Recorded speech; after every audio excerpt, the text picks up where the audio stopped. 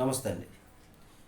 గౌరవనీయ ప్రధాని నరేంద్ర మోడీ గారు ఒక విలువైనటువంటి సందేశాన్ని, సమాచారాన్ని భారతదేశ ప్రజలందరికీ కూడా ఇచ్చారు. అది చాలా మంచిది, చాలా విలువైనటువంటిది. ప్రతి ఒక్కరూ కూడా, ప్రతి ఒక్క వ్యక్తి, భారత పౌరుడు మనసు ఉన్నటువంటి వాళ్ళు తప్పనిసరిగా దాన్ని అనుసరిస్తారు, ఆచరిస్తారు, 10 మందికి దాన్ని చేరవేస్తారు కూడా. అట్లాంటి మంచి విషయం. భారతదేశంలో 121 కోట్ల మంది ఉంటే కేవలం 10% మంది రోజుకు 10 రూపాయలు చొప్పున పెట్టి జ్యూస్ తాగితే నెలకు 3,600 కోట్ల రూపాయల వరకు కూడా పెప్సీ, కోకోకోలా కంపెనీలకు ఆ లాభాలు పొంది అవి విదేశాలకు ఆ లాభాలు వెళ్ళిపోయేటటువంటి పరిస్థితి. మరి పెప్సీ, కోకోకోలా కంపెనీలకు ప్రతిరోజు కూడా 7,000 కోట్లకు పైగా అవి లబ్ధి పొందుతున్నాయి. అదంతా విదేశాలకు పోయేటటువంటిదే. అదే మన దేశంలో తయారయ్యేటటువంటి చెరుకు రసము, లేత కొబ్బరి నీళ్ళు, ఇట్లాగా పళ్ళ రసాలు మన దేశంలో తయారవుతున్నటువంటి అవి తాగితే ఆరోగ్యం ఉంటుంది. ప్రతి నెల విదేశాలకు వెళ్ళేటటువంటి 7,000 కోట్లు అవి మన రైతులకు చెందుతాయి, మన దేశంలోనే ఉంటాయి. ఆ విధంగా మేము మిమ్మల్ని కోరుకుంటున్నాము అని ప్రధాని గారు స్వయంగా విలువైనటువంటి సందేశాన్ని ఇచ్చారు. అయితే అలా అయితే మన రైతులకు జీవనోపాధి కలుగుతుంది, ఇచ్చేటటువంటి వాళ్ళు అవుతారు జీవనోపాధిని. అయితే రైతు కష్టాలు తీరిపోయేటటువంటి విధంగా మీరు చేసినటువంటి వాళ్ళు అవుతారు, భాగస్వాములు అవుతారు. రైతుల ఆత్మహత్యలు కూడా ఆపేవారు అవుతారు. ఇలా తాజా దేశీయ రసాలను, పళ్ళ రసాలను ఇట్లాంటివి తాగితే ఆరోగ్యంతో పాటు 1 కోటి మంది వరకు కూడా వారికి జీవనాన్ని కల్పించేటటువంటి వాళ్ళు అవుతారు, ఆదాయాన్ని తెచ్చిపెట్టేటటువంటి వాళ్ళు అవుతారు.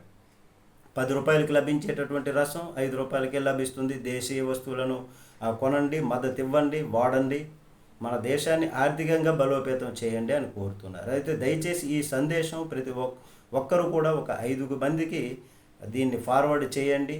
ఈ సందేశాన్ని మీ ఫ్రెండ్స్, అట్లాగే మీరు చేస్తున్నటువంటి వర్క్ చేస్తున్నటువంటి సమూహాలు, కార్యాలయాల్లో, అలాగే బంధువులకు ఇది చేరవేయండి. ఈ ప్రవాహాన్ని ఆపొద్దు.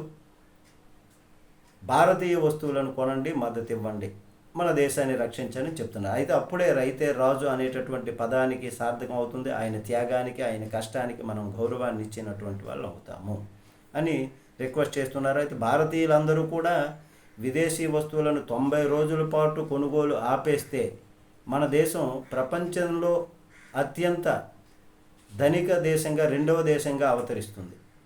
కేవలం 90 రోజుల్లో 2 నుంచి $1తో సమానం అయిపోతుంది.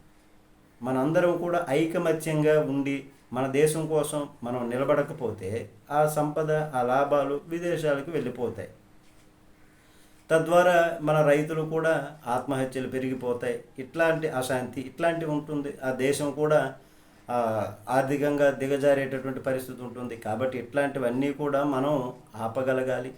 కనుక మనం చాలా సందేశాలు, జోకులు, టిక్ టాక్లు, శుభాకాంక్షలని ఇతరత్ర మనం పోస్టులు చేస్తాం. కాబట్టి ప్రతి ఒక్కరూ కూడా ఈ విధమైనటువంటి సమాచారాన్ని, మన గౌరవనీయ ప్రధాని నరేంద్ర మోడీ గారు ఇచ్చినటువంటి సమాచారాన్ని ప్రతి ఒక్కరికి కూడా ఫార్వర్డ్ చేయాలి. దీనిలో భాగస్వాములుగా అందరూ ఉండాలి.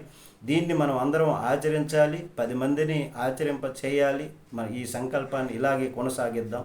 జై హింద్, జై భరతమాత. నమస్తే.